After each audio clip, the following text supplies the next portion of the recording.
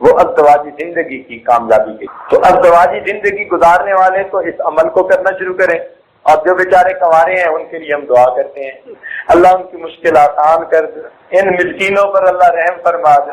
ایک صاحب نسبت بزرگ نے یہ عمل دیا تھا، اور آپ حیران ہوں گے کہ اس وقت یہ عاجز ابھی 10ویں جماعت میں پڑھ رہا تھا، چھوٹی عمر سے لیا تھا، اور انہوں نے فرمایا میری طرف سے آپ کو اجازت ہے، پڑھنا شروع کر دو، جب تمہاری شادی ہوئی انشاءاللہ اللہ کامیابی دیں گے۔ اور اس عمر سے یہ عاجز اس کو پڑھ رہا ہے، اور الحمدللہ اللہ رب العزت نے ازدواجی زندگی کے بارے میں اتنا سکون دیا۔ اس عاجز کی جو بیوی ہے وہ میرے شیخ کے شیخ کی بیٹی ہے، شیخ کے شیخ کی بیٹی تو 2 گنا احترام۔ تو رشتہ تو طے ہو گیا، لیکن کبھی کبھی خیال آتا تھا کہ میاں بیوی کا اپنا ایک تعلق ہوتا ہے اور یہ نسبت کا اپنا ایک ادب ہوتا ہے، پتہ نہیں میں کیسے نبھا پاؤں گا۔ الحمدللہ اللہ رب العزت نے میرے لیے مشکل آسان کر دی۔ شادی کے اگلے دن ہی فجر کی نماز کے بعد جب ناشتے کے لیے آئے، اہلیہ نے کہا ناشتہ بعد میں کریں گے، پہلے آپ مجھے بیعت فرما لیں۔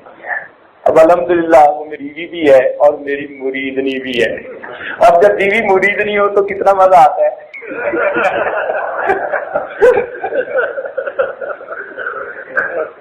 اور یہ آج سمجھتے ہیں کہ اس عمل کی برکت، اس عمل کی برکت جو کسی صاحب نسبت نے دیا تھا، الحمدللہ ثم الحمد۔ تو وہ عمل یہ ہے کہ قرآن مجید کی آیت ہے ربنا هب لنا من ازواجنا وذرياتنا قرة اعین وجعلنا للمتقین اماما۔ اس آیت کو یاد کر لیجئے، جن کو یاد ہے سبحان اللہ، جن کو نہیں یاد وہ اس کو یاد کر لیں، اور یاد کرنے کے بعد معمول یہ ہے جس کی اجازت اس عاجز کی طرف سے آپ سب کو ہے کہ آپ خود کر سکتے ہیں، خود کریں گے تو آپ کو فائدہ ہوگا، لیکن آگے بتانے کے لیے صاحب نسبت کا ہونا ضروری۔ ہر بندہ آگے اجازت نہیں دے سکتا، بات سمجھ رہے ہیں نا؟ تو یہ نسبت سے اجازت آگے چلتی ہے اعمال کی۔ بعض اعمال جو بزرگوں کے پاس ہوتے ہیں نا وہ نسبت کے ساتھ آگے چلتے ہیں، پھر ان کی برکتیں بھی آگے چلتی ہیں۔ تو یہ عمل خود آپ کریں گے کیونکہ آپ کو اجازت دی جا رہی ہے، تو انشاءاللہ آپ کو اس سے فائدہ ہوگا۔ لیکن اگر آپ میں صاحب نسبت حضرات موجود ہیں تو وہ بے شک اس عمل کو آگے بھی اجازت دیں گے، اللہ اس کی برکت کو آگے جاری کرے۔ تو عمل یہ ہے کہ ربنا هب لنا من ازواجنا وذریاتنا قرۃ اعین وجعلنا للمتقین اماما۔ اس دعا کو یاد کر لیں، اور ہر نماز میں فرض ہو، سنت ہو، واجب ہو، نفل ہو، کوئی ہو، جب آخری تحیات پڑھیں تو یوم یقوم الحساب پڑھنے کے بعد پھر آپ قرآنی اس دعا کو پڑھیں اور اس کے بعد سلام دیں۔ بات سمجھ رہے ہیں؟ جب بھی نماز پڑھیں، نماز کی آخری تحیات میں، آخری قاعدہ، اس میں جب آپ ربنا آتنا پڑھیں یا رب اجعلنی جو بھی دعا پڑھتے ہیں آپ، جب وہ دعا پڑھ لیں تو اس کے بعد آپ اس دعا کو بھی پڑھیں اور پڑھنے کے بعد سلام پھیریں۔ اللہ تعالیٰ آپ کی ازدواجی زندگی کی خوشیاں آپ کو اپنی آنکھوں سے دیکھنے کی توفیق عطا فرمائے۔ انڈر لائننگ آئیڈیا یہ ہے کہ اللہ تعالیٰ اپنی رحمت سے نماز کو قبول فرما ہی لیتے ہیں، تو جب وہ نماز کو قبول فرمائیں گے تو یہ کیسے ممکن ہے کہ نماز کے اندر مانگی ہوئی دعا قبول نہ ہو؟ امید ہے کہ مستورات دل کے کانوں سے سنیں گی اور ان اصولوں کو اپنی زندگی میں اپنا کر اللہ کی عبادت گزار، نیک، مقبول بندی بننے کی کوشش کریں گی۔ قرآن مجید کی جو آیت تلاوت کی گئی، ارشاد باری تعالی ہے وَمِنْ آیَاتِهِ أَنْ خَلَقَ لَكُم مِّنْ أَنفُسِكُمْ أَزْوَاجًا لِتَسْكُنُوا إِلَيْهَا، اور اللہ تعالیٰ کی یہ نشانیوں میں سے ہے کہ اس نے تم سے تمہارے ہی لیے جوڑا بنایا تاکہ تم اس سے سکون حاصل کرو۔ شادی کیا ہوتی ہے؟ ایک مرد اور ایک عورت کے درمیان شرعی گواہوں کی موجودگی میں اللہ کے نام پر معاہدہ ہونا، اس کو شادی کہتے ہیں۔ یہ جو ایگریمنٹ ہوتا ہے، نکاح ہوتا ہے، یہ اللہ کے نام پر ہوتا ہے۔ اللہ تعالیٰ ہی کا نام اتنا اچھا ہے کہ وہ حرام کو حلال کر دیتا ہے۔ آپ دیکھیں، قربانی کے جان پر اللہ کا نام نہ لیا جائے تو وہ حرام۔ اسی طرح مرد اور عورت کے تعلق کے درمیان اللہ کا نام آئے گا تو عورت حلال ہوگی، وگرنہ دونوں کا ملنا ایک دوسرے کے ساتھ حرام ہوگا۔ قربان جائیں اس پروردگار کے نام پر کہ جس کا نام اتنی برکتوں والا. فرمایا وَاتَّقُوا اللَّهَ الَّذِي تَسَاءَلُونَ بِهِ وَالْأَرْحَامَ. دیکھا اللہ کے نام پر عورت مرد کے لیے حلال ہوتی ہے، مرد عورت کے لیے حلال ہوتا ہے. تو اس شادی خانہ آبادی میں اس اللہ کو نہ بھولیں جس پروردگار کی وجہ سے دونوں میاں بیوی بنے. نکاح سے پہلے دونوں ایک دوسرے کے لیے غیر محرم تھے. لڑکے کے لیے لڑکی کو دیکھنا حرام، لڑکی کے لیے لڑکے کو دیکھنا حرام. اتنی اجنبیت، دوری. اللہ کا نام درمیان میں آیا، اتنے قریب ہو گئے کہ اب وہ بیوی سب اپنوں سے بڑی اپنی بن گئی، شریکہ حیات بن گئی. اس لیے شادی کے مقاصد ذہن میں رکھنے ضروری ہیں کہ یہ ایک بندھن ہے جو ایک مرد اور عورت کے درمیان ہوتا ہے گواہوں کی موجودگی میں اللہ کے نام پر. کہتے ہیں کہ wedding rings are the world's smallest handcuffs، کہ یہ جو ویڈنگ کی رنگ ہوتی ہے یہ دنیا کی سب سے چھوٹی ہتھ کڑی ہوتی ہے. دونوں ایک بندھن میں بندھ جاتے ہیں. قرآن مجید میں اللہ تعالیٰ فرماتے ہیں وَأَخَذْنَ مِنْكُمْ مِيثَاقًا غَلِيظًا، اور وہ تم سے ایک پکا عہد لے چکی ہیں، کمٹمنٹ لے چکی ہیں. چنانچہ شادی کے مقاصد میں سب سے پہلا مقصد ہے گناہوں سے بچنا. خاوند بیوی کے ذریعے گناہوں سے بچے اور بیوی خاوند کے ذریعے سے گناہوں سے بچے. یہ شادی کے مقاصد میں سے سب سے پہلا مقصد ہے. اور دوسرا مقصد ہے ایمان کو مکمل کرنا، کیونکہ نبی علیہ السلام نے ارشاد فرمایا النکاح نصف الایمان، نکاح آدھا ایمان ہے. شادی سے پہلے انسان جتنا ہی نیک بن جائے ابھی آدھے ایمان پر عمل کر رہا ہے. نکاح ہونے کے بعد اب ایمان کی تکمیل ہو جاتی ہے. اس لیے اللہ تعالیٰ بندے کے اعمال کا اجر بڑھا دیتے ہیں. حدیث مبارکہ میں ہے کہ شادی سے پہلے ایک نماز پڑھیں تو ایک نماز کا ثواب، اور شادی ہونے کے بعد ایک نماز پڑھیں تو 21 نمازوں کا ثواب، اور بعض روایات میں 42 نمازوں کا ثواب. تو اعمال کا اجر بڑھ جاتا ہے. اس کی کیا وجہ ہے کہ رب کریم یہ فرماتے ہیں کہ میرے بندے پہلے تیرے اوپر صرف حقوق العباد تھے، ایک نماز کا اجر ایک ملتا تھا کہ صرف حقوق اللہ تھے. اب تیرے اوپر حقوق العباد بھی آ گئے. ان حقوق العباد کو پورا کرتے ہوئے جب تم میرے حقوق کو بھی پورا کرو گے میں پروردگار اعمال کی قیمت بڑھا دوں گا. تو شادی کے مقاصد میں سے پہلا میاں بیوی ایک دوسرے کے ذریعے سے گناہوں سے بچیں، اور دوسرا ایمان کی تکمیل ہو، اعمال کا اجر بڑھ جائے. تیسرا کہ دونوں کو عزت مل جائے. جب شادی ہو جاتی ہے تو خاوند بیوی کے لیے عزت کا سبب بنتا ہے، بیوی خاوند کے لیے عزت کا سبب بنتی ہے. پھر چوتھا مقصد محبت کا ملنا، کہ میاں بیوی دونوں ایک دوسرے کو محبتیں دیتے ہیں، محبتیں تقسیم کرتے ہیں، اور محبتوں بھری زندگی ہوتی ہے. پھر پانچواں مقصد ہے شریک حیات کا ملنا، کہ انسان زندگی کا ساتھی پا لیتا ہے. زندگی کے حالات کے اتار چڑھاؤ میں کوئی اس کا اپنا ہوتا ہے، وہ ایک دوسرے کے ساتھ شیئر کر سکتے ہیں، وہ دونوں مل کر زندگی کے غموں کا بوجھ اٹھا سکتے ہیں. پھر چھٹا مقصد ہوتا ہے اولاد کا ہونا. چنانچہ فطری خواہش ہے ہر انسان کی کہ اولاد ہو. اس لیے انبیاء کرام جیسی بزرگ ہستیاں بھی اللہ سے اولاد کے لیے دعائیں مانگتی رہیں.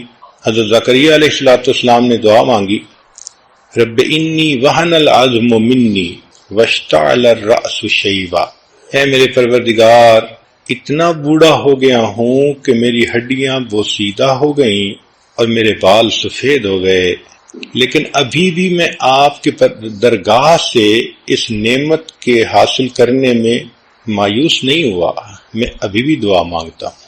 تو دیکھو بڑھاپے میں بھی انسان کی یہ تمنا ہوتی ہے. اسی طرح ہر عورت کے دل کی فطری خواہش ہوتی ہے کہ اللہ مجھے اولاد کی نعمت عطا فرمائے. اور 7واں مقصد ہوتا ہے پرسکون زندگی گزارنا. اس لفظ کو سمجھنے کی کوشش کریں کہ آج کل ذہنوں میں یہ بات سما گئی کہ کوئی غم ہونا ہی نہیں چاہیے، پریشانی ہونی ہی نہیں چاہیے. ایک کافر کی سوچ اور ہوتی ہے، مومن کی سوچ اور ہوتی ہے. کافر یوں سوچے کہ کوئی پریشانی نہیں ہونی چاہیے تو وہ سوچ سکتا ہے، مگر مومن تو جانتا ہے کہ دنیا دارالمحن امتحان گاہ ہے، اور اس امتحان گاہ میں حالات عدلتے بدلتے ہیں. کبھی اللہ خوشی دے کر آزماتے ہیں، کبھی غم دے کر، کبھی صحت دے کر، کبھی بیماری دے کر. تو حالات کے اتار چڑھاؤ کو ایکسپیکٹ کرنا چاہیے. دنیا کی زندگی پھولوں کی سیج نہیں ہے، امتحان گاہ ہے. آپ کیا سمجھتی ہیں کہ جو دنیا کے بادشاہ ہوتے ہیں ان کو پریشانیاں نہیں ہوتی؟ توبہ توبہ، اتنے پریشان کہ ان کی پریشانیاں کسی شہر کے لوگوں میں تقسیم کر دیں تو شہر کے سارے لوگ پریشان ہو جائیں. تو مقصد سمجھیں کہ سکون پانا. تو میاں بیوی دونوں پرسکون ہوتے ہیں، اگرچہ تنگی ہو، اگرچہ پریشانی ہو، اگرچہ بیماری ہو. تو ان چیزوں کا ہونا الگ بات ہے اور دلی سکون ہونا یہ الگ بات ہے. جب انسان کو یہ محسوس ہوتا ہے نا کہ میں اکیلا نہیں، میرے ساتھ کوئی اور بھی ہے، تو پھر پریشانی نہیں لگتی، پھر دل پرسکون ہوتا ہے. اس لیے شریعت نے اتنا خوبصورت لفظ استعمال کیا کہ ایک لفظ سے شادی کا مقصد واضح فرما دیا. چنانچہ شادی ہونے کے بعد میاں بیوی مل کر قدم اٹھاتے ہیں. Being together, sharing together, doing things together, یہ پھر ان کی زندگی کا اصول بن جاتا ہے. اب ہم پر سکون ازدواجی زندگی کیسے حاصل کریں؟ آئیے قرآن مجید کی تعلیمات کو سامنے رکھ کر اس مضمون کی تفصیلات سنیں. سب سے پہلے وَمِنْ آیَاتِهِ، اللہ تعالیٰ فرماتے ہیں کہ یہ اللہ کی نشانیوں میں سے ہے. تو خاوند بیوی کے لیے اللہ کی نشانی اور بیوی خاوند کے لیے اللہ کی نشانی. واقعی اگر اللہ نے میاں بیوی کو نہ بنایا ہوتا تو ہر ایک کی زندگی ادھوری ہوتی، ہر ایک کی زندگی میں خلا ہوتا. تو اس سے انسان عزت کرے، خاوند بیوی کی عزت کرے کہ میرے اللہ نے اس کو میری زندگی کے لیے بنایا ہے، اور بیوی اپنے خاوند کی عزت کرے. اور اس بات کو ذہن میں رکھیں کہ ہمارے درمیان جو نکاح کا معاہدہ ہے وہ اللہ کے نام پر ہے. اس لیے سورہ نساء پڑھیے تو آپ کو ہر چند آیتوں کے بعد ملے گا واتقوا اللہ، واتقوا اللہ، اللہ سے ڈرو، اللہ سے ڈرو.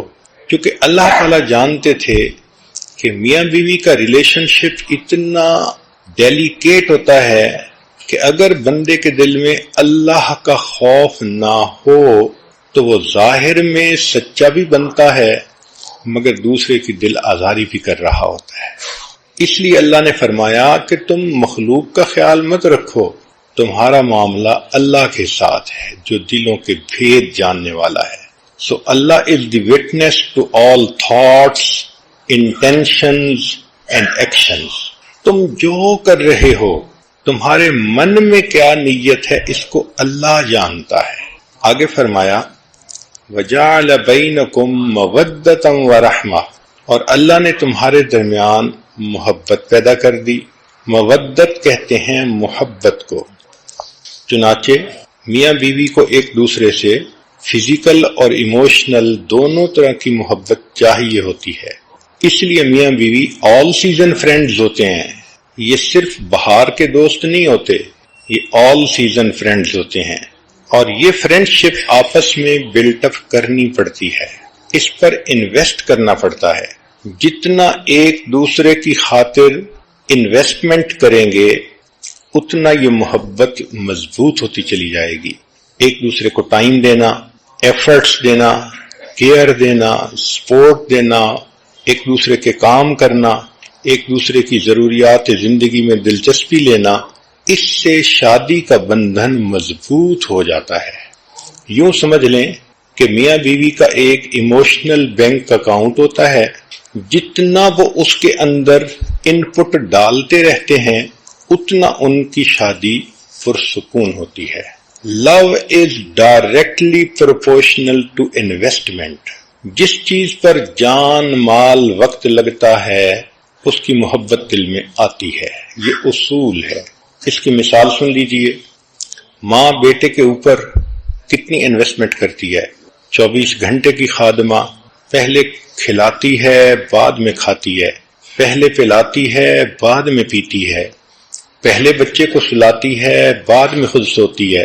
کتنی تھکی ہوئی کیوں نہ ہو، بچے کی آواز آنے پر فوراً اٹھ کھڑی ہوتی ہے اور بچے کی ضرورت کو پورا کرتی ہے۔ تو جب ماں بیٹے کو دودھ پلاتی ہے، اس کی کیئر کرتی ہے، لک آفٹر کرتی ہے، اتنا اس پر انویسٹمنٹ کرتی ہے تو بچے کی محبت بھی اس کے دل میں آ جاتی ہے۔ اتنی ٹچی ہوتی ہے، اپنی تکلیف گوارا کر لیتی ہے، بچے کی تکلیف اس سے گوارا نہیں ہوتی۔ انسان تو انسان، جانوروں میں بھی ہم نے دیکھا کہ مدر اپنے بیبی کے بارے میں کتنی پوزیسو ہوتی ہے، پروٹیکٹیو ہوتی ہے۔ اس کی بنیاد کیا کہ ماں کی انویسٹمنٹ ہوئی ہوتی ہے۔ اب ایک ماں کا بیٹا ہو اور اس کو فوراً لے کر کسی اور کے حوالے کر دیں تو آپ دیکھیں گے کہ ان دونوں کے درمیان آپس میں محبت کا رشتہ گہرا نہیں ہوگا۔ اسی طرح جو لوگ دین کے اوپر جان، مال اور وقت لگاتے ہیں ان کے دل میں دین کی عزت آ جاتی ہے، محبت آ جاتی ہے، قدر آ جاتی ہے۔ آج کے مرد لوگ بزنس پر اپنا وقت لگاتے ہیں، مال لگاتے ہیں، تو ان کو بزنس سے کتنی محبت ہوتی ہے۔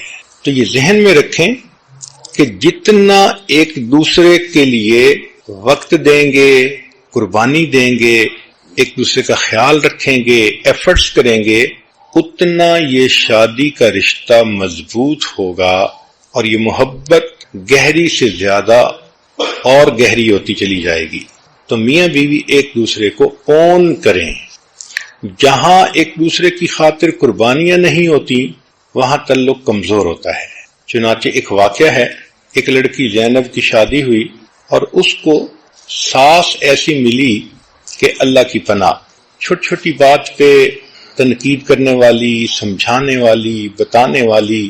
میاں بیوی آپس میں بہت خوش تھے، مگر ساس ہر وقت کوئی نہ کوئی مشورہ دیتی تھی، کوئی پوائنٹ نکال لیتی تھی جس سے اس بچی کا دل دکھتا تھا، اس کا دل تنگ ہوتا تھا۔ چنانچہ 1 سال اس نے جب گزارا تو اس نتیجے پر یہ پہنچی کہ اس ساس کی موجودگی میں میری زندگی کبھی خوش نہیں گزر سکتی۔ تو اس کے دل میں ایک نفرت آ گئی، دشمنی آ گئی، عناد آ گیا۔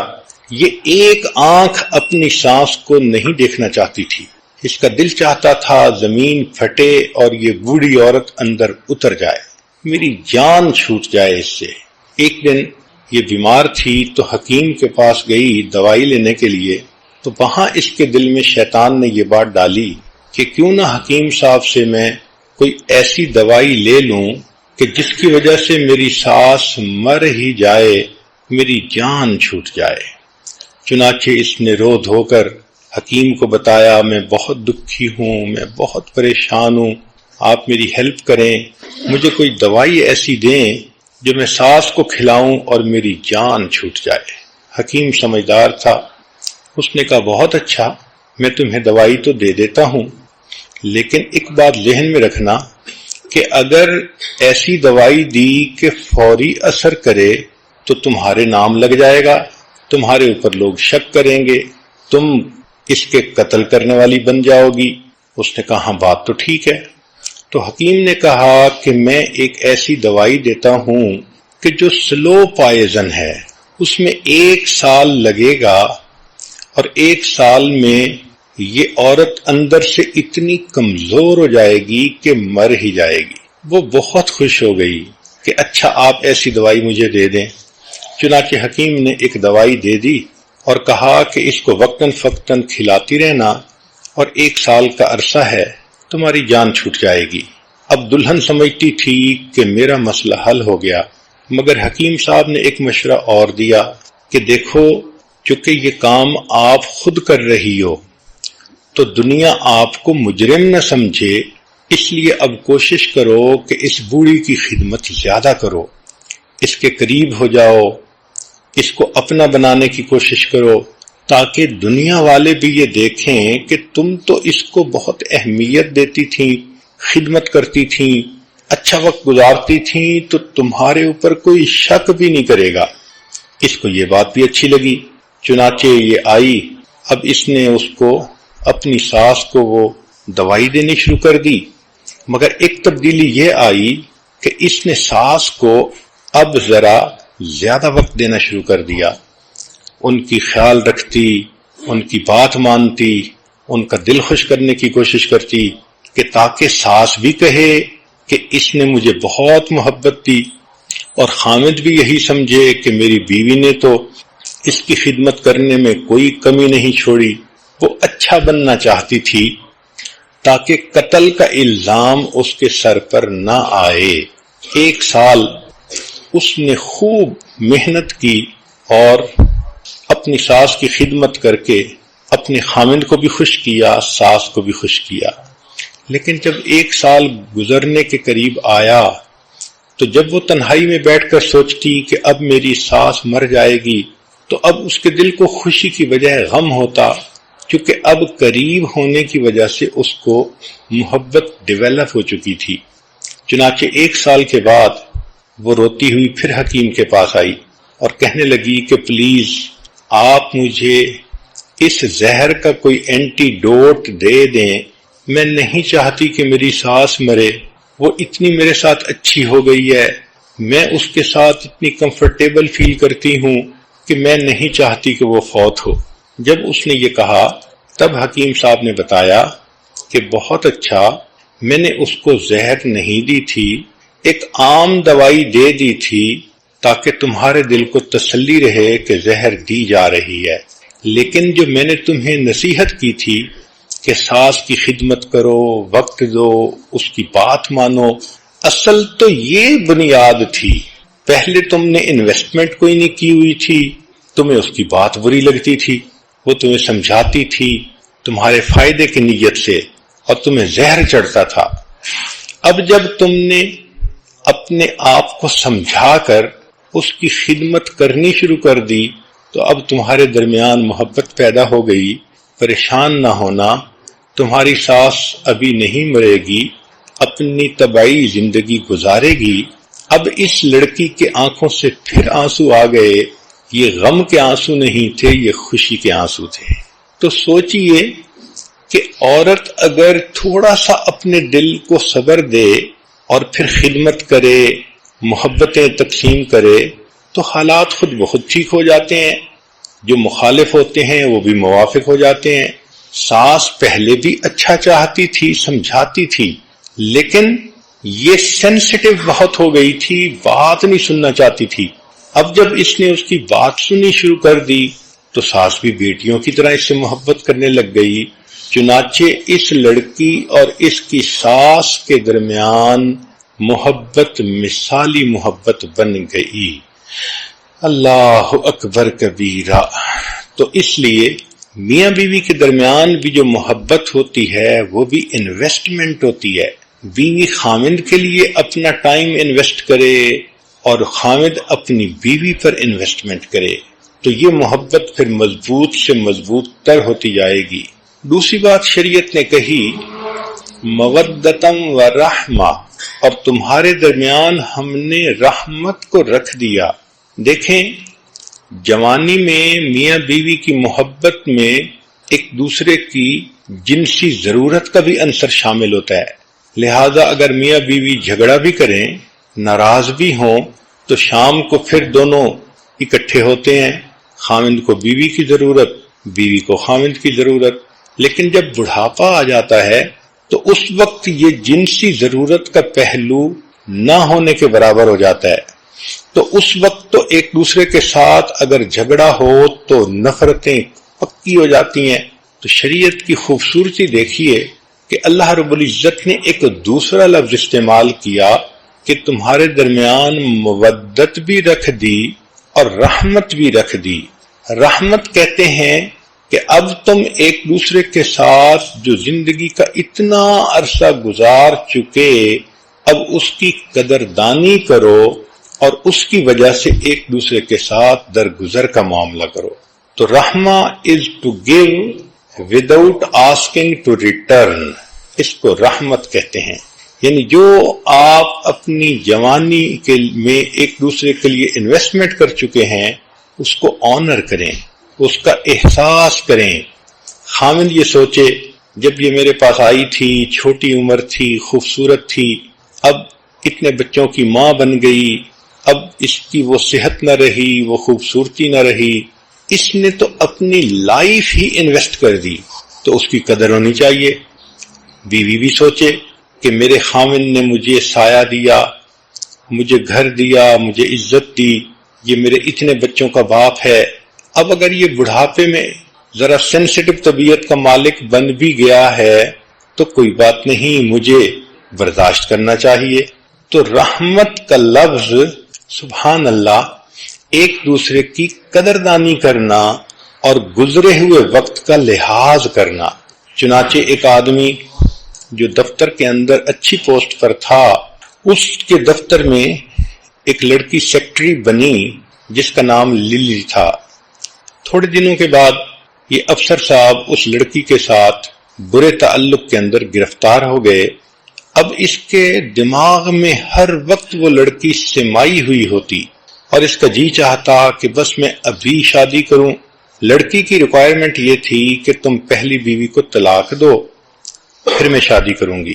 چنانچہ اب اس نے گھر میں آ کر اپنی خوشیوں بھری شادی شدہ زندگی کو خود خراب کرنا شروع کر دیا۔ بیوی کے ساتھ برے طریقے سے بول رہا ہے، اس کو اگنور کر رہا ہے، اس کے کاموں میں دلچسپی نہیں لے رہا، بچوں کے سامنے اس کو ڈانٹ ڈپٹ کر رہا ہے۔ اب بیوی پریشان کہ اس کو ہو کیا گیا، یہ تو اتنا اچھا خاوند تھا، اچانک کیا اس میرے اندر تبدیلی آ گئی کہ آنکھیں ہی بدل گئیں۔ چنانچہ اپنی طرف سے تو اس نے ہر ممکن کوشش کی خوش کرنے کی، مگر یہ بندہ تو خوش ہونا ہی نہیں چاہتا تھا، اس کی نیت ہی بد تھی۔ یہ چاہتا تھا میں اس کو طلاق دوں اور اس کے بدلے نئی چنچل اتنی خوبصورت لڑکی وہ میری بیوی بن جائے گی۔ گھر میں عورت کی بھی ضروریات ہوتی ہیں، ذمہ داریاں ہوتی ہیں، مثلاً بچوں کی پرورش کرنا، ان کی تربیت کے لیے فکر مند رہنا، گھر کے کام کاج سمیٹنا، اللہ کی عبادت کرنا۔ تو مرد کی اپنی ذمہ داریاں ہیں، عورت کی اپنی ذمہ داریاں ہیں۔ ان ذمہ داریوں کو نبھاتے ہوئے انسان کی کچھ جسمانی ضروریات ہوتی ہیں۔ اللہ رب العزت نے ان ضرورتوں کا ایک سائیکل بنا دیا ہے۔ چنانچہ آپ دیکھیں گی کہ ہر انسان کو 8 گھنٹے کے بعد بھوک محسوس ہوتی ہے۔ کہتے ہیں کہ دنیا میں سب سے صحیح ٹائم دینے والی گھڑی پیٹ کی گھڑی ہوتی ہے۔ تو ایک انسان کھانا کھائے 6 گھنٹے 8 گھنٹے کے بعد پھر اس کو دوبارہ بھوک محسوس ہوتی ہے اور یہ ری فیولنگ اس کو کرنی پڑتی ہے۔ تو بھوک پیاس کا ایک سائیکل ہے جو تقریباً 8 گھنٹے کا ہے۔ اسی طرح نیند کا ایک سائیکل ہے، یہ 24 گھنٹے کے بعد ہوتا ہے۔ آج آپ رات کو عشاء پڑھ کے 10 بجے سوئیں تو اگلے دن پھر عشاء کے بعد 10 بجے آپ کو نیند محسوس ہوگی۔ اللہ رب العزت نے نیند کا ایک سائیکل متعین فرما دیا۔ اسی طرح شادی شدہ زندگی میں انسان کی جسمانی ضرورت کا بھی جنسی ضرورت کا بھی ایک سائیکل ہوتا ہے۔ نوبیاہ کا جوڑے آپس میں زیادہ جلدی ملتے ہیں، بڑھاپا آ جاتا ہے تو زیادہ وقفہ ہو جاتا ہے، لیکن شریعت کے تعلیمات کو دیکھیں تو یوں محسوس ہوتا ہے کہ 1 ہفتے کا وقفہ ایک مناسب وقفہ خیال کیا گیا ہے جس پر زندگی کا لمبا عرصہ انسان عمل کر سکتا ہے۔ اس لیے حدیث مبارکہ میں ہے جمعہ کا دن چونکہ شریعت کے مطابق ویکینڈ کا دن ہوتا ہے، چھٹی کا دن ہوتا ہے، تو فرمایا نبی علیہ السلام نے من غسل واغتسل یوم الجمعہ، جو خامن جمعہ کے دن خود بھی نہائے اور بیوی کو بھی نہلائے، تو اشارہ ہے کہ میاں بیوی آپس میں ملیں۔ ایک دوسری جگہ پر ہے کہ جو نہائے اور بیوی کی خوشبو لگائے، تو اس سے بھی اشارہ ملتا ہے کہ اس دن کا نہانا شریعت کی نظر میں صرف میل کچیل دور کرنا ہی نہیں بلکہ دل کے خیالات کو بھی پاکیزہ کرنا مقصود ہے۔ اس کے بعد پھر وہ بندہ جلدی اگر جمعہ کی نماز کے لیے چلے تو حدیث پاک میں اس کے فضائل آئے ہیں۔ پہلی فضیلت کہ ہر قدم پر 1 سال کے روزے اور 1 سال کی نمازوں کا ثواب ملتا ہے۔ دوسری فضیلت کہ ایسا کرنے پر اللہ تعالی خاوند کو 2 ثواب دیتے ہیں، ایک اپنے غسل کا ثواب، ایک بیوی کے غسل کا ثواب۔ اور غسل کا ثواب دوسری حدیث میں ہے کہ انسان جب جنابت کا غسل کرتا ہے تو جتنے پانی کے قطرے جسم سے گرتے ہیں ہر ایک کے بدلے اللہ گناہوں کو معاف فرما دیتے ہیں۔ اور تیسرا انعام اللہ اس دن یہ دیتے ہیں کہ ایک جمعہ سے لے کے دوسرے جمعہ تک کے جتنے گناہ ہوتے ہیں اللہ تعالیٰ معاف فرما دیتے ہیں۔ یہ کتنا خوبصورت دین ہے کہ جس نے انسان کے کھانے پینے سونے اور جنسی ضروریات تک کا خیال رکھا اور میاں بیوی کو ترغیب دی کہ دیکھو عبادت کی نیت سے ملو گے، ضرورت بھی پوری ہوگی اور تمہیں اللہ کے ہاں اجر ملے گا۔ اس کو کہتے ہیں ہم خرما و ہم ثواب، کھجور بھی کھاؤ اور ثواب بھی پاؤ۔ تو یہ انسان کی جو جنسی ضرورت ہے اس کا بھی ایک سائیکل ہے، جب ایک دفعہ یہ پوری ہو جاتی ہے تو پھر درمیان میں کچھ وقت ہوتا ہے جس میں خاوند اپنے کاموں میں مصروف ہو جاتا ہے، بیوی اپنے کاموں میں مصروف ہو جاتی ہے۔ جیسے سمندر کے کنارے رہنے والے لوگ جانتے ہیں کہ ایک منتھلی سائیکل ہوتا ہے ہائی ٹائیڈ اور لو ٹائیڈ کا۔ 13, 14, 15 جب چاند کی تاریخ ہوتی ہے تو لہریں 10-10 فٹ اوپر اچھل اچھل کر آتی ہیں، اور جب پہلی تاریخ ہوتی ہے تو بالکل کام اینڈ کوائٹ ہوتا ہے۔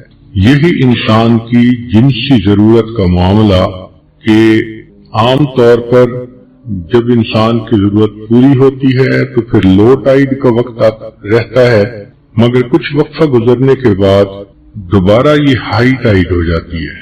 اس میں بھی اللہ کی ایک حکمت ہے کہ اگر ہر وقت میاں بیوی پر ہائی ٹائیڈ کی کنڈیشن رہتی تو مرد تو پھر گھر میں ہی پڑے رہتے، عورتوں کے طواف میں ہی مشغول رہتے، نہ کوئی کاروبار کر سکتا نہ کوئی فیکٹری چلا سکتا۔ عورتوں کا بھی معاملہ اسی طرح کہ وہ بھی بچوں سے لاپرواہ ہوتی، ہر وقت خاوند کی بغل میں گھسی رہتی۔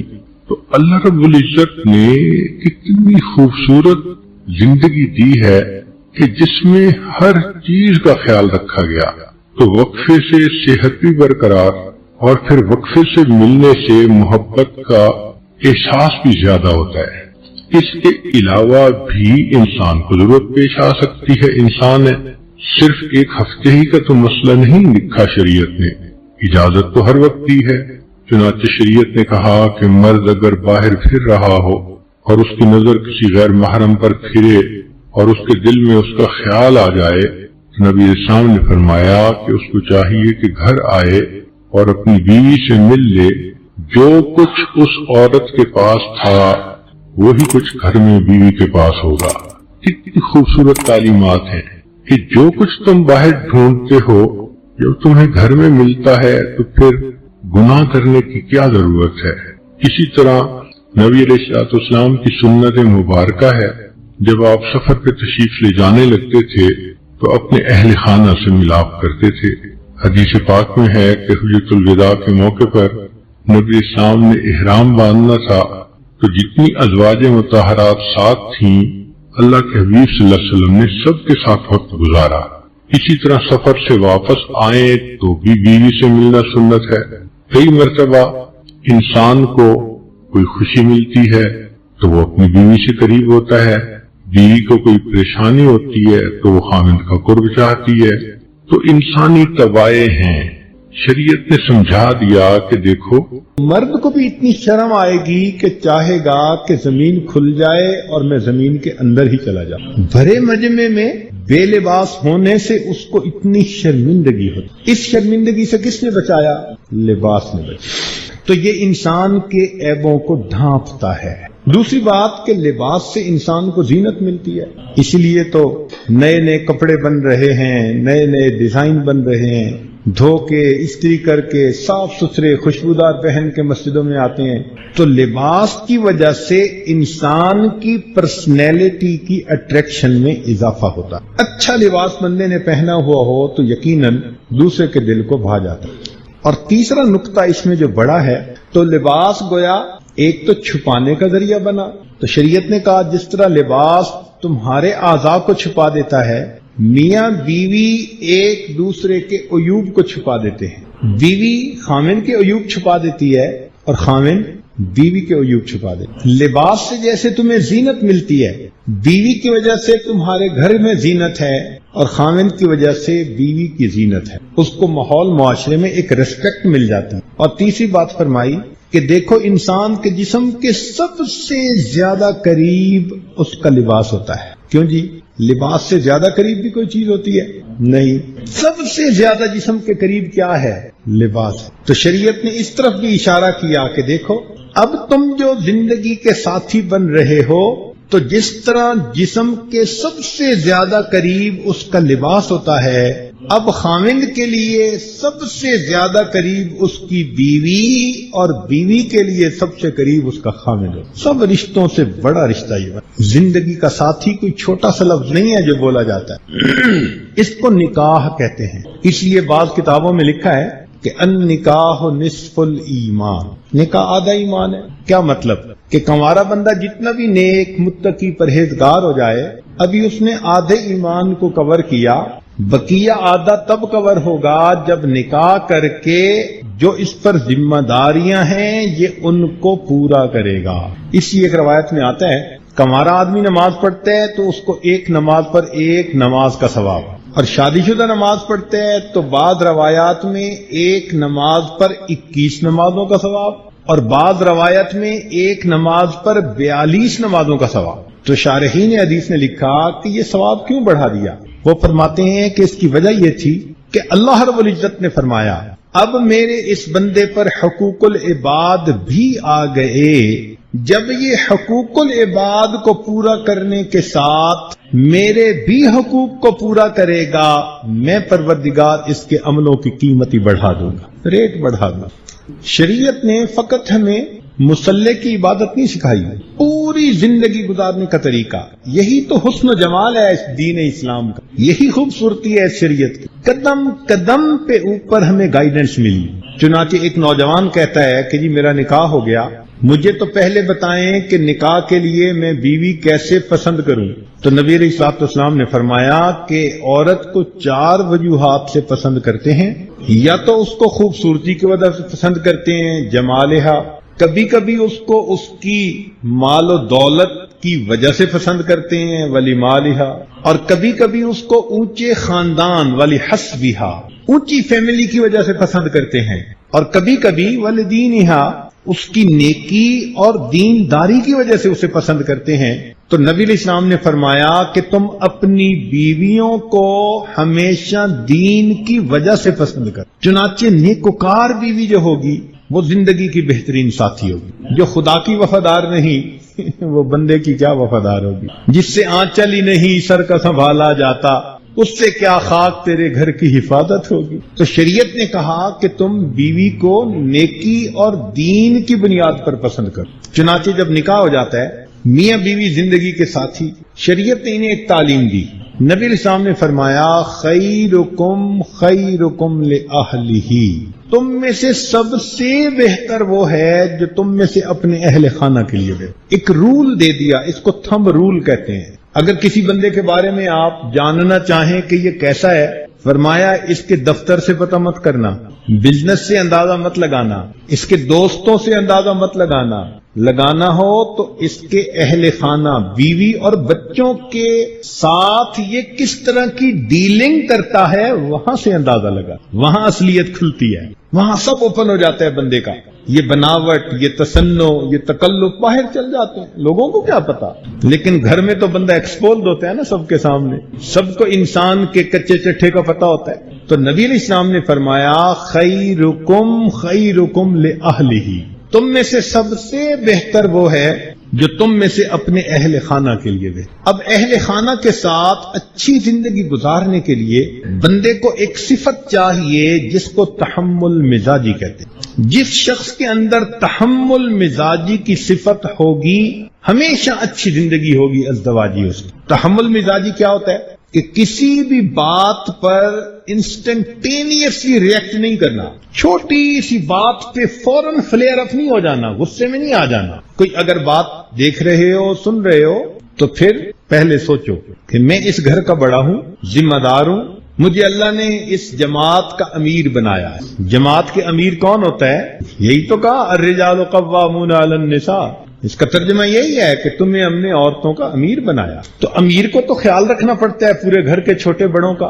تو فرمایا کہ تم چھوٹے بڑوں کا خیال رکھو اور اچھی زندگی گزارو. جس بندے کو جلدی غصے میں آنے کی مرض ہو اس کی ازدواجی زندگی ہمیشہ کانٹوں بھری ہو. اور ایک بات عرض کروں کہ غصہ ہمیشہ عام طور پر کمزوری کی علامت ہے. غصہ عام طور پر صحت مند کی نسبت بیمار کو غصہ زیادہ آتا ہے، جوان کی نسبت بوڑھے کو غصہ زیادہ آتا ہے، مرد کی نسبت عورت کو غصہ جلدی آ جاتا ہے. تو غصہ کس کی علامت ہوئی؟ کمزوری. ایک مرد کو غصہ آتا ہے مگر ٹھوس بنیاد کے اوپر آتا ہے. معمولی اور چھوٹی باتوں پر غصے میں آ جانا اور بات کا بتنگڑ بنا دینا شریعت نے اس کو کبھی پسند نہیں. مجھے ایک ملک میں جانے کا موقع ملا، دو میاں بیوی، دونوں PhD، اور ان کی شادی کو 23 سال گزر گئے. مطلب ہے 23 سال کی ایسوسیشن تو گھر میں کوئی جانور بھی پالا ہو تو اس سے جدا ہونے کو دل نہیں کرتا. یہ میاں بیوی کی 23 سال کی ایسوسیشن، ان کے درمیان طلاق ہو گئی. اور طلاق پتہ ہے کس وجہ سے ہوئی؟ ایک دن خاوند کی ذرا آنکھ دیر سے کھلی، دفتر جانے کا وقت ہو چکا تھا، تو وہ اٹھا، اس نے کہا کہ میں ٹوتھ برش کروں، تو کوئی واش روم کے اندر تھا، آکوپائیڈ تھا. اس نے کیا کیا کہ وہ کچن کے اندر چلا گیا، تو وہاں جو شینک لگا ہوتا ہے نا کچن میں، وہاں اس نے جلدی سے ٹوتھ برش کیا آدھے منٹ میں، اور ناشتہ کیے بغیر وہ دفتر کی طرف بھاگ گیا، میٹنگ میں جانا تھا. اب بیوی صاحبہ جب آئیں اور انہوں نے دیکھا کچن کے شینک میں ٹوتھ برش کیا اس نے، میرے خامند کو ذرا بھی سوفسٹیکیشن کا پتہ نہیں ہے، یہ مرد ہوتے ہی رف اینڈ ٹف ہیں. PhD تھی نا، سارا دن اسی پر سوچتی رہی. چنانچہ شام کو جب خامند آیا الجھنا شروع کر دیا، تم اتنا پڑھ لکھ گئے ہو، تمہیں ذرا بھی تمیز نہیں ہے، کچن کے شینک میں بھی کوئی ایسا کرتا ہے. اب دونوں میں آرگومنٹ شروع ہو گئے، اور یہ آرگومنٹ بڑھتے بڑھتے اتنے بڑھے کہ اس پوائنٹ کے اوپر دونوں کے درمیان ڈائیورس ہو گئے. کتنی معمولی سی چیز ہے. میں نے جب سنا تو سنانے والے کو میں نے مسکرا کر کہا کہ ہاں مجھے لگتا ہے واقعی دونوں PhD تھے. تو وہ میری طرف غور سے دیکھنے لگا، کہنے لگا حضرت خیر تو ہے، آپ کیسے عجیب انداز سے کہہ رہے ہیں کہ دونوں PhD. میں نے کہا میں انگریزی کے نہیں کہہ رہا، PhD پھرا ہوا دماغ، دونوں کے دماغ پھرے ہوئے تھے. تو بات ایسی ہے، اتنی معمولی سی بات پہ جو بندہ گھر برباد کر بیٹھے اس کا دماغ پھرا ہوا نہیں تو پھر اور کیا ہے. تو جو چیز سب سے زیادہ ضروری ہے ازدواجی زندگی میں اس کو کہتے ہیں تحمل مزاجی. شریعت نے بھی کہا پہلے تولو پھر بولو، سوچو پہلے ٹھنڈے دل و دماغ سے کہ مجھے اگر ایک بات کہنی ہے تو کس موقع پہ کہوں یا کس انداز سے کہوں کہ یہ بات اگلے بندے کے خانے میں بیٹھ جائے. موقع کی بات سونے کی ڈلیوں کی مانند ہو. آپ گھر آئے، بیوی کو مصلے پہ بیٹھے دیکھا، صرف 2 فکرے بول دیں اس کی تعریف کے کہ مصلے پہ بیٹھی تو آپ مجھے بہت پیاری لگتی ہیں. ایک فکرہ جو ہے آپ کی بیوی کو ہمیشہ کے لیے نماز کا پابند بنا دے. تو برموقع برمحل بات کو کرنا یہ خاوند کی ذمہ داری ہو. اچھے انداز سے آپ اس سے بات کر لیں، وہ ماننے کو تیار. یہ ذہن میں رکھیں، ہمارے ماحول معاشرے میں، میں کفار کے ملک کی بات نہیں کر رہا، ہم مسلمان لوگ جو ہیں ہمارے ماحول معاشرے میں 100 بچیاں جو اپنے گھر سے چلتی ہیں تو شاید 99% سے زیادہ سب کی یہ نیت ہوتی ہے کہ ہم نے جا کے گھر کو آباد کرنا. سب کی یہ نیت ہوتی ہے. آگے اب ان لاز کے گھر کے حالات، محبتیں مل گئیں تو گھر آباد ہو گئے، نفرتیں ملنی شروع ہو گئیں اور اس بچی کو فوراً باڈی سمجھ کے گھر سے نکالنا شروع کر دیا تو پھر گھر برباد. سوچیں جب وہ بچی گھر چھوڑ کے جاتی ہے والد کا تو کتنی قربانی کرتی ہے. جس گھر میں پلی، ماں سے جدا، باپ سے جدا، بہنوں سے جدا، بھائیوں سے جدا، قریب میں جہاں پڑھی جو اس کی سہیلیاں دوست بنی ہوئی تھی، بچیاں عورتیں، ان سے جدا، بالکل ایک نئے انجانے ماحول میں وہ چلی جاتی ہے اکیلی. ایک نازک سی جان ہے، خاوند کی خاطر کتنی قربانی کر کے جا رہی ہے. پتہ ہے اس کو گھر سے جدا ہونے کا صدمہ کتنا ہوتا ہے. اتنے صدمے کو سہ کے اور خاوند کی خاطر قربانی کر کے جب وہ خاوند کے گھر پہنچتی ہے تو آگے سے خاوند صاحب اس کو اماں کے حوالے کر دیتے ہیں یا پھر خاوند کی اماں اس کے اوپر کمنٹس کرنے شروع کر دیتے ہیں. اٹھنا بیٹھنا چلنا ایک ایک چیز کو تولا جا رہا ہوتا. اس کو یہ نہیں آتا، اس کو تو ٹرے اٹھانا نہیں آتا، گلاس رکھنا نہیں آتا.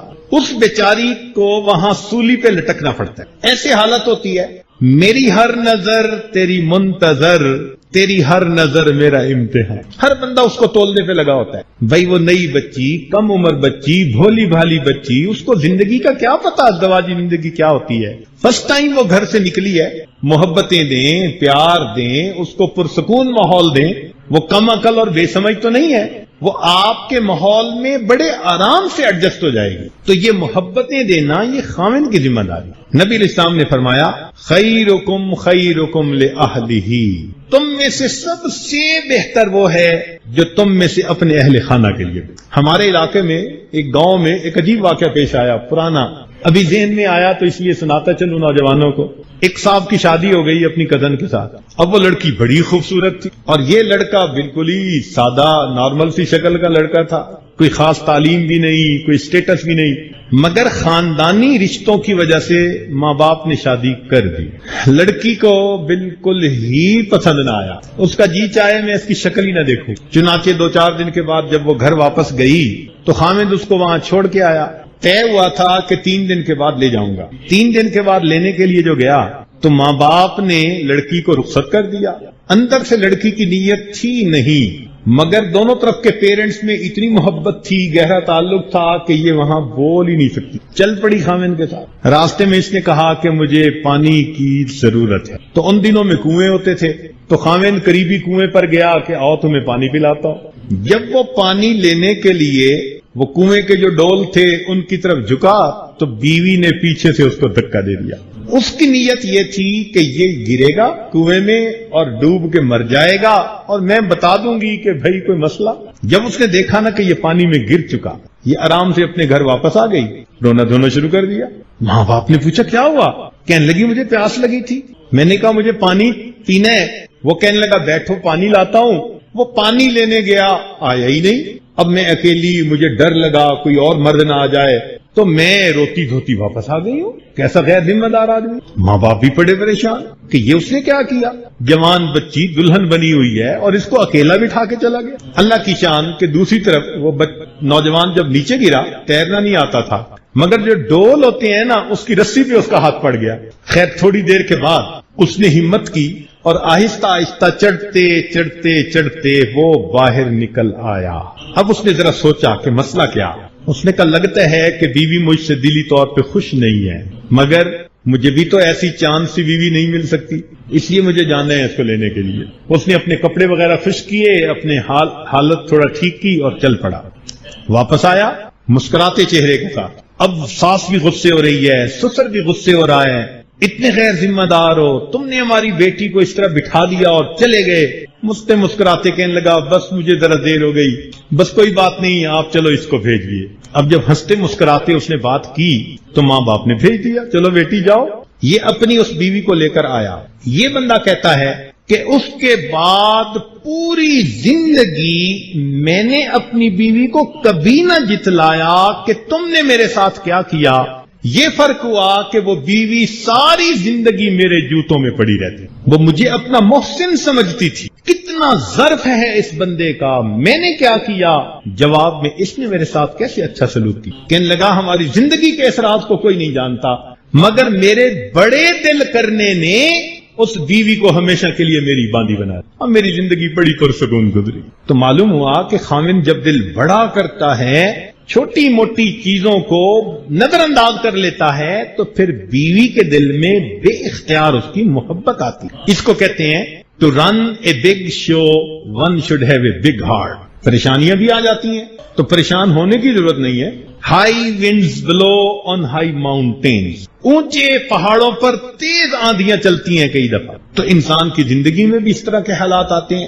تو سب سے اہم بات کیا ہے؟ تحمل مزاجی۔ جو نوجوان شادی کے بعد ذرا کول مائنڈڈ ہو کے رہتے ہیں، بیوی نے کہی تو سن لی، والدہ نے کہی تو سن لی، پھر اینالائز کیا کہ اب مرد ہونے کے ناطے مجھے کیا کہنا ہے، اور پھر حق بات کہی، بیوی کو سپورٹ کرنا ہے، یقیناً اس کو سپورٹ کیا، سمجھانا ہے تو موقع ڈھونڈا کہ جس بات اس کی بات بیوی کے دل و دماغ میں اتر جائے۔ اتنی سی سمجھداری کر لینے سے بندے کا گھر آباد ہو جائے۔ چنانچہ نبی علیہ السلام نے فرمایا خیرکم خیرکم لأہلہ، تم میں سے سب سے بہتر وہ ہے جو تم میں سے اپنے اہل خانہ کے لیے بہتر۔ یہ درگزر سے کام لینا پڑتا ہے۔